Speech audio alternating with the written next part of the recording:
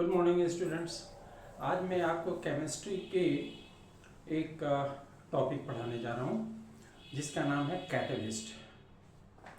ये सीबीएसई और आईसीएसई दोनों क्लास के लिए बहुत इम्पोर्टेंट है, प्लस ये हर क्लास के लिए इम्पोर्टेंट है। ये 10th क्लास के लिए भी इम्पोर्टेंट है और 11th के लिए भी इम्पोर्टेंट है। चलिए, तो आज हम आपको पढ़ा रहे हैं कैटलिस्ट।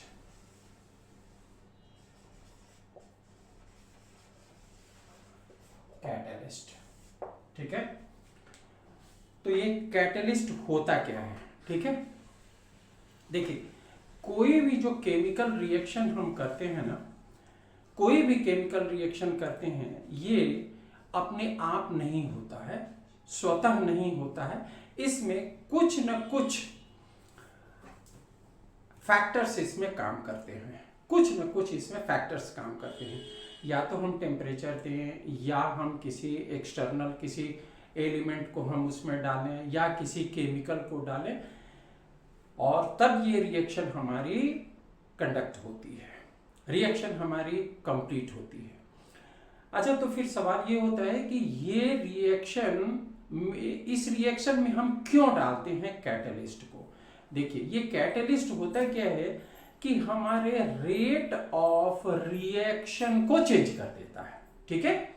कैटलिस्ट क्या करता है, हमारे रेट ऑफ रिएक्शन को चेंज कर देता है। रेट ऑफ रिएक्शन कहें तो ये हमारे केमिकल रिएक्शन के इक्वेशन को या तो ये फास्ट कर देगा या स्लो कर देगा। क्लियर है, या तो ये फास्ट कर देगा या स्लो कर देगा, ठीक है। यानी हम कैटलिस्ट डालें तो हो सकता है कि मेरी जो रिएक्शन है ये बहुत फास्ट हो जाएगी या बहुत स्लो हो जाएगी, ठीक है। तो कैटलिस्ट पहला काम क्या करता है, कैटलिस्ट क्या काम करता है, कैटलिस्ट increases or decreases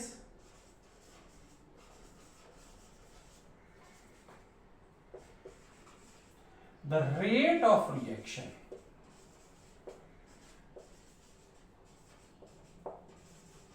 ठीक है। कैटलिस्ट हमारा क्या काम करता है, ये पहला काम करता है कि हमारे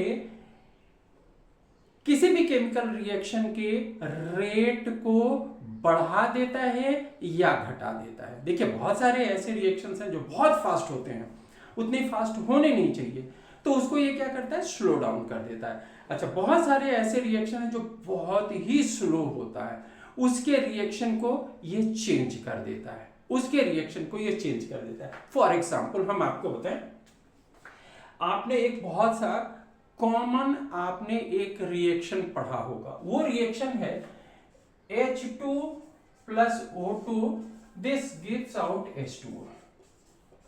लेकिन आपको पता है H2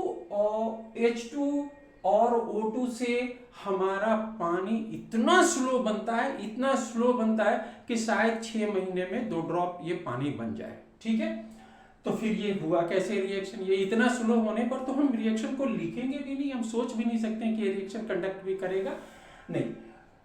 लेकिन इस रिएक्शन के रेट को इंक्रीज हम करा देते हैं, सर्टेन टाइम्स हम इस रिएक्शन के रेट को इंक्रीज करा देते हैं। तो हम इसमें क्या करते हैं कि हम इसमें डाल देते हैं पीबी, ठीक है। अब जैसे ही हम पीबी डाल देते हैं, ये क्या करता है कि हमारी रेट ऑफ रिएक्शन को ये इंक्रीज कर देता है। पीबी ने क्या किया, PB this acts like a catalyst. PB क्या है, पीबी क्या हुआ, ये कैटलिस्ट का काम किया। पीबी हमारा काम क्या किया, ये कैटलिस्ट का काम किया। इसने क्या किया, सिंपली हमारे रेट ऑफ रिएक्शन को जो काफी स्लो था इसको फास्ट कर दिया, ठीक है। तो पहला हो गया कि हमारा कैटलिस्ट क्या है, इट इंक्रीजेस और decreases the rate of reaction. Clear है, आप इतनी बात आप समझ गए। चलिए, अब दूसरी चीज क्या है, it is specific in nature. It is specific in nature. ठीक है, स्पेसिफिक कहने का क्या मतलब है? देखिए, इसकी स्टेट फिक्स होती है, या तो ये सॉलिड होगा या लिक्विड होगा या गैस में भी हो सकता है, तीनों स्टेट में ये हो सकता है। किसमें होगा? या तो ये हमारा सॉलिड भी हो सकता है या हमारा लिक्विड भी हो सकता है, ठीक है, या हमारा ये गैसियस स्टेट में भी हो सकता है। यानी कैटलिस्ट तीनों प्रकार का हो सकता है। किसमें? सॉलिड में भी हो सकता है, लिक्विड में भी हो सकता है और गैस में भी हो सकता है। क्लियर है? आपने समझा? पहला हमने लिखा है catalyst increases the rate of reaction, catalyst it is specific in nature, यानी ये सॉलिड भी है, लिक्विड भी है और गैस भी है। ठीक है। तीसरा जो मोस्ट कॉमन है और शायद आप इसको जानते भी होंगे, चलिए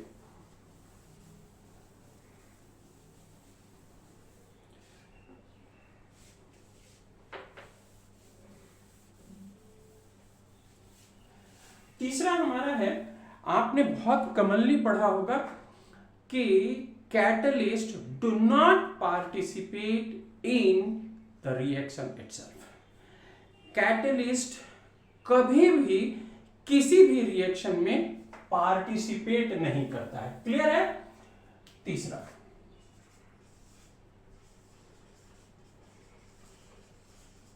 कैटलिस्ट डू नॉट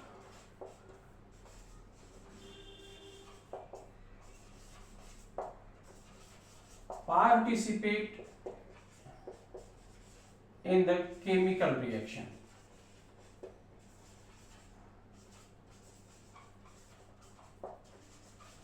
देखिए, आप कहेंगे कि जब कैटलिस्ट हमारा पार्टिसिपेट ही नहीं करता तो उसका क्या जरूरत है?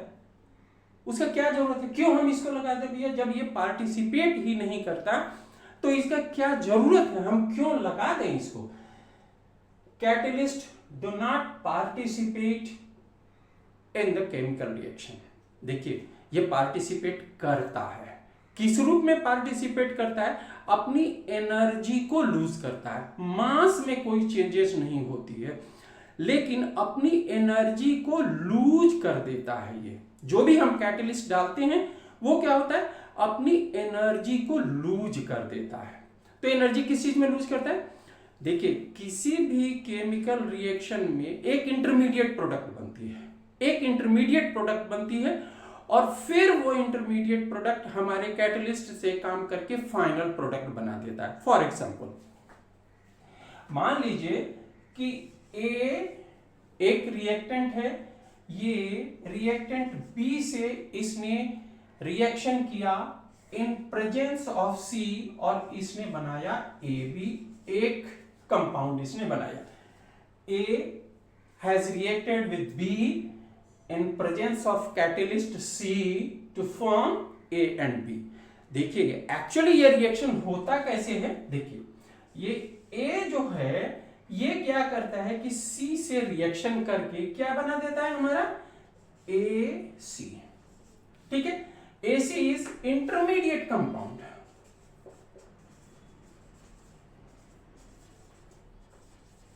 इंटरमीडिएट कंपाउंड AC हमारा क्या हुआ? इंटरमीडिएट कंपाउंड हुआ। अब क्या होता है कि फिर से AC जो है अब ये B से रिएक्शन करता है। AC B से रिएक्शन करता है और क्या बना देता है? AB plus C।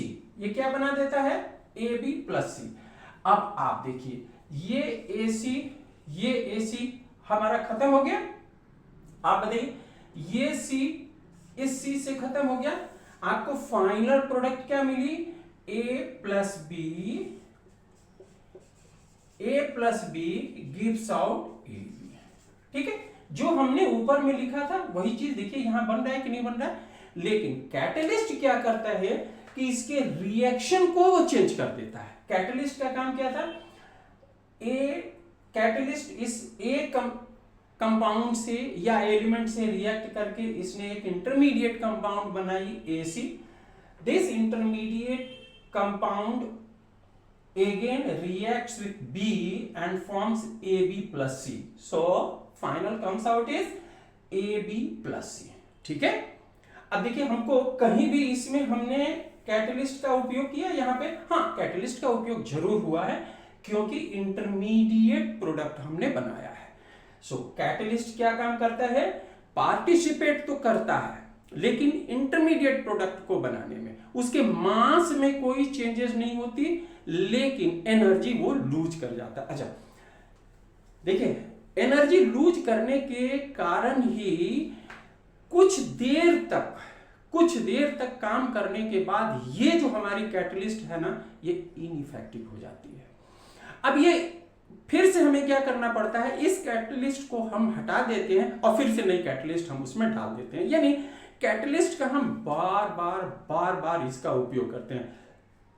खासकर मेटलर्जिकल प्रोसेस में हम कैटलिस्ट का ज्यादा हम प्रयोग करते हैं। ठीक है, मेटलर्जिकल प्रोसेस में हम कैटलिस्ट का ज्यादा प्रयोग करते हैं। तो ठीक है, आपने देख लिया catalyst do not participate in the chemical reaction. क्या करता है? ये एक इंटरमीडिएट कंपाउंड बनाता है। क्लियर है? चलिए अब fourth.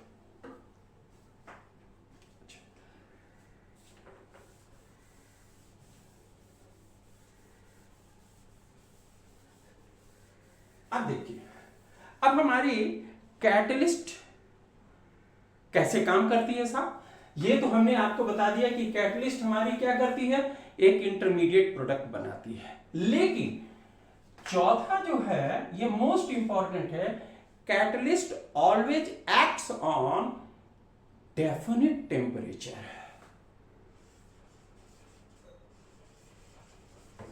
Catalyst always acts on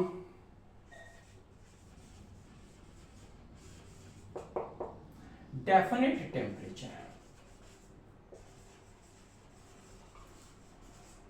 देखिए, किसी भी कैटलिस्ट को ऐसा नहीं है कि आप किसी भी टेम्परेचर पर काम करा सकते हैं, नहीं, उसके लिए भी एक डेफिनिट टेम्परेचर की जरूरत पड़ती है। ठीक है, एक डेफिनिट टेम्परेचर की जरूरत पड़ती है।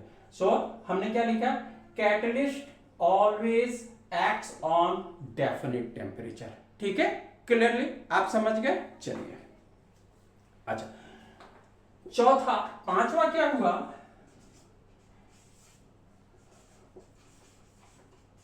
आफ्टर सम टाइम्स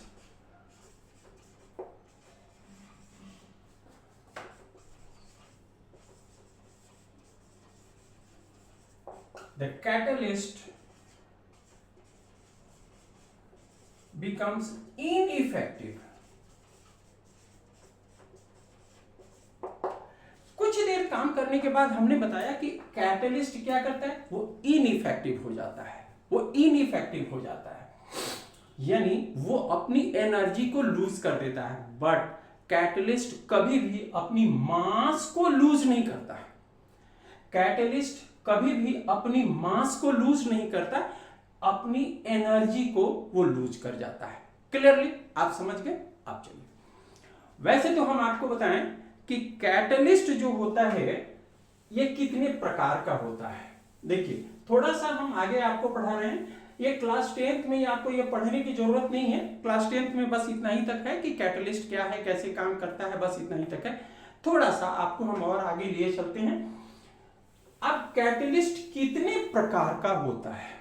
देखिए, वैसे तो कैटलिस्ट जो है वो 8 प्रकार की होती है।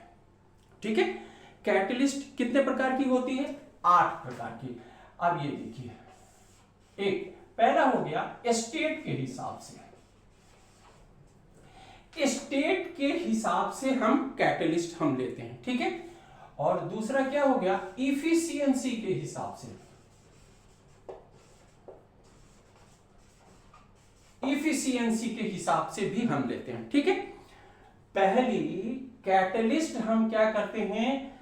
2 प्रकार की कैटलिस्ट होती है, एक स्टेट के हिसाब से और एक इफिशियंसी के हिसाब से। ठीक है, अब स्टेट के हिसाब से क्या होगी? पहले स्टेट के हिसाब से क्या होगी? पहली होमोजीनियस।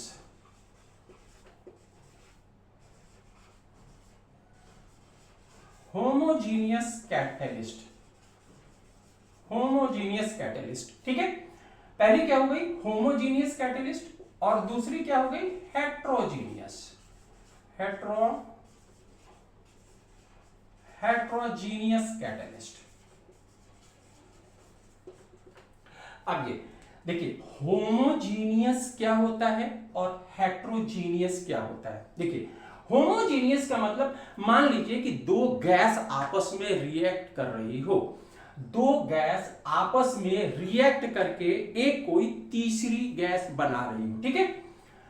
अब उसमें हम कौन सी उस रिएक्शन को कंडक्ट कराने के लिए हम किसी कैटलिस्ट की हम यूज करते हैं, तो क्या करते हैं होमोजीनियस का मतलब हुआ कि जिस प्रकार की स्टेट है रिएक्टेंट्स का वैसे ही स्टेट का हम कैटलिस्ट लें, जिस प्रकार की जिस स्टेट की हमारी रिएक्टेंट्स हैं उसी प्रकार की हम लें। क्लियर है, आगे बात आपको समझ में, जिस प्रकार यानी हम लिख सकते हैं कि state of catalyst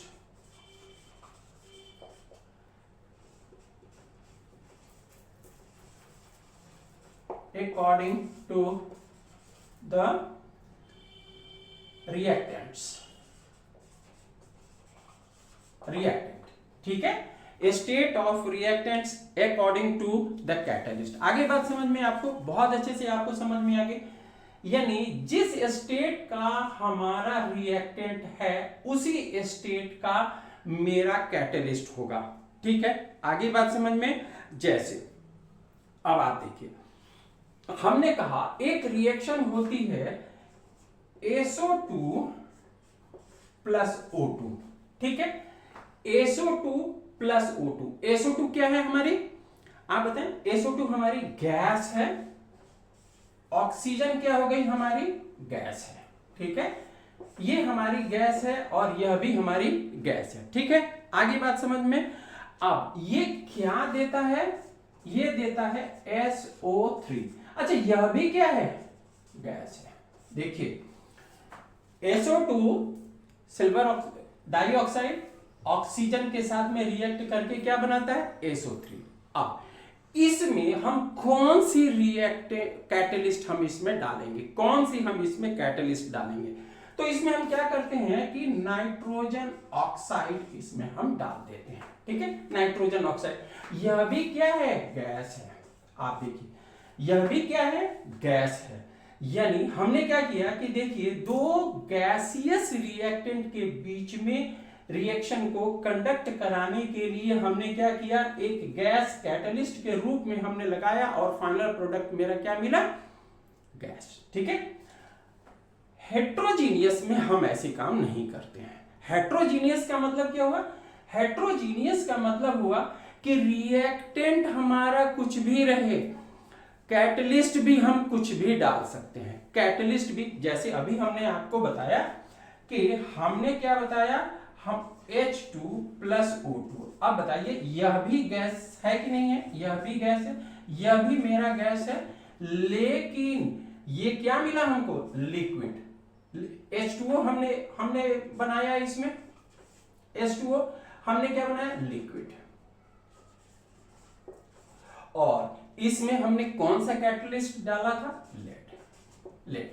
आप देखिए ये लेड क्या है सॉलिड है, ये लेड क्या है सॉलिड है। देखिए दो गैसियस के बीच में हमने क्या किया था, एक सॉलिड हमने डाल दिया था, तो क्या हो गई ये हेट्रोजीनियस कैटलिस्ट, पहले होमोजीनियस और दूसरी हेट्रोजीनियस। चलिए और आगे बढ़ते हैं हम।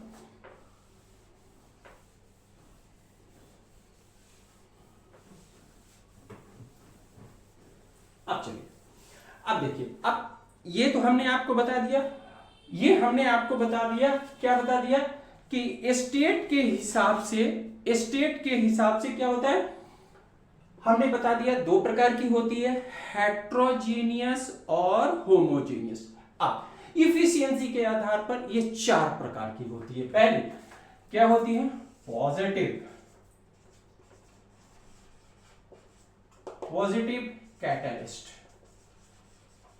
Positive catalyst. ये पॉजिटिव कैटलिस्ट क्या करता है, हमारे रेट ऑफ रिएक्शन को इंक्रीज कर देता है।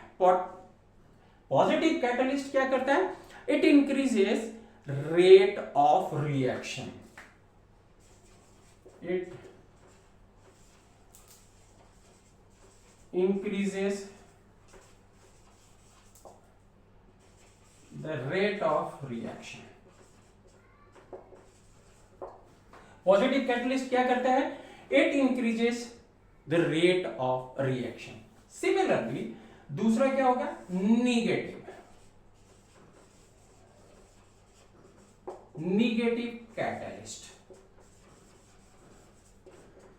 कैटलिस्ट, ठीक है।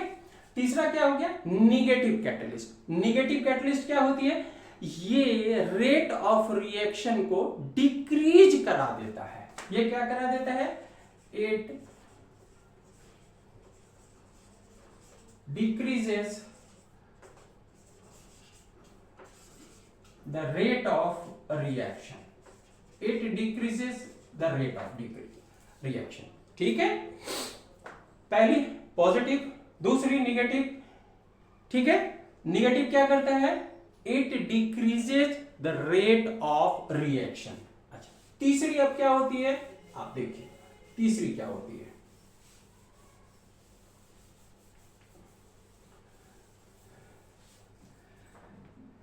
तीसरी क्या होती है,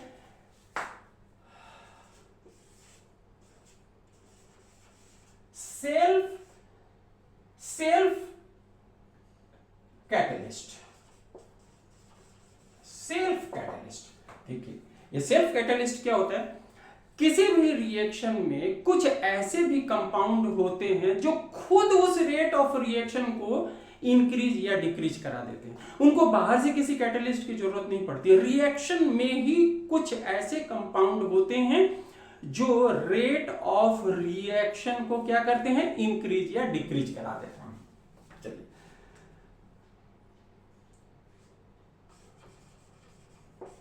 कंपाउंड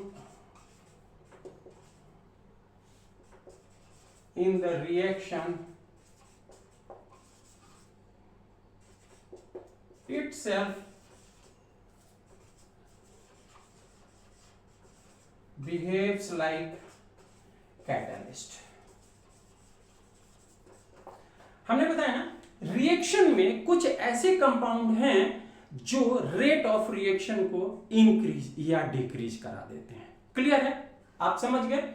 पहला हमने क्या बताया, पॉजिटिव, दूसरा बताया निगेटिव, तीसरा बताया सेल्फ कैटलिस्ट, ठीक है। अच्छा चलिए, अब चौथा क्या होता है, इंड्यूस्ड कैटलिस्ट। ये इंड्यूस्ड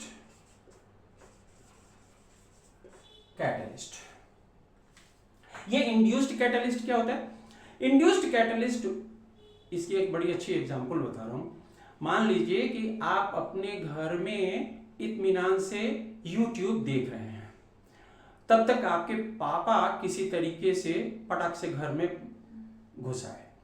आप बिना देखे सोचे समझे आप क्या करते हैं कि उल्टा सीधा जैसा भी हो आप अपनी बुक निकाल करके खड़े हो जाते हैं। हाँ पापा अभी हम पढ़ रहे थे, आप सिगरेट पी रहे होते हैं, पापा देख लियो, नहीं नहीं नहीं नहीं नहीं, नहीं हमने कोई सिगरेट हमने नहीं पिया, कहीं कुछ नहीं किया। देखिए पापा ने आपको रोका नहीं, पापा ने आपको कुछ कहा नहीं, लेकिन उनकी प्रेजेंस ही काफी है आपके रिएक्शन को बदल देने के लिए। पापा की प्रेजेंस ही क्या होती है, वही काफी है रेट ऑफ रिएक्शन को चेंज करने के लिए। देखिए इसका मतलब इंड्यूस्ड कैटलिस्ट कभी भी रेट ऑफ रिएक्शन में डायरेक्टली या इनडायरेक्टली पार्टिसिपेट नहीं करता है, वो इंड्यूस्ड कर देता है। जैसे पापा के आने से ही आपने उल्टा सीधा जैसे भी हो बुक अपना निकाल लिया और पढ़ना आप स्टार्ट कर दिए। अब पढ़ रहे हैं कि नहीं पढ़ रहे हैं ये अलग बात है। इसको क्या कहेंगे, induced catalyst. It changes the rate of reaction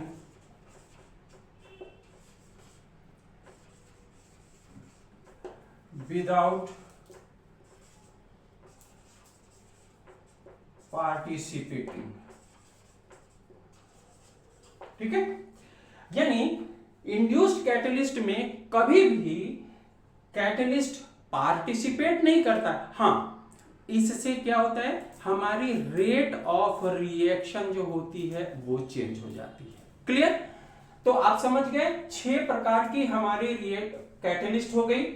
हमने 6 प्रकार की कैटलिस्ट आपको बताया, 6 प्रकार की हमने आपको डेफिनेशन बता दिया, ठीक है। वैसे ये इतनी डिटेल्स में आपको 10th क्लास में जानने की जरूरत नहीं है, लेकिन 11th क्लास के बच्चों के लिए भी ये चैप्टर काफी इंपॉर्टेंट है, ठीक है। तो हम आशा करते होंगे कि आपको ये वीडियो बहुत अच्छी लगी होगी कैटलिस्ट पे। हम आगे और भी हम आपको केमिस्ट्री पे वीडियो बनाते रहेंगे। यदि ये वीडियो अच्छी लगी हो तो आप लाइक करें, सब्सक्राइब करें। Thank you. आई होप आपको ये वीडियो मेरी अच्छी लगी होगी। इस तरीके की दूसरी भी वीडियो हम बनाते रहेंगे और हर एक सब्जेक्ट्स की हमारी वीडियो आएगी, चाहे वो साइंस हो, मैथ हो, एसएसटी हो, संस्कृत हो, हिंदी हो, हर एक सब्जेक्ट्स की और हर एक क्लास की वीडियो हमारी आएगी। कोई भी स्टूडेंट्स जो ऑफलाइन में जाकर के या डायरेक्ट मेरे कांटेक्ट में आकर के 1-to-1 स्टडी करना चाहते हैं, डिस्क्रिप्शन बॉक्स में मेरी एड्रेस और फोन नंबर दोनों दी हुई है, मेरे से कांटेक्ट कर सकते हैं और ऑफलाइन हमारी कोर्स को ज्वाइन कर सकते हैं। Thank you.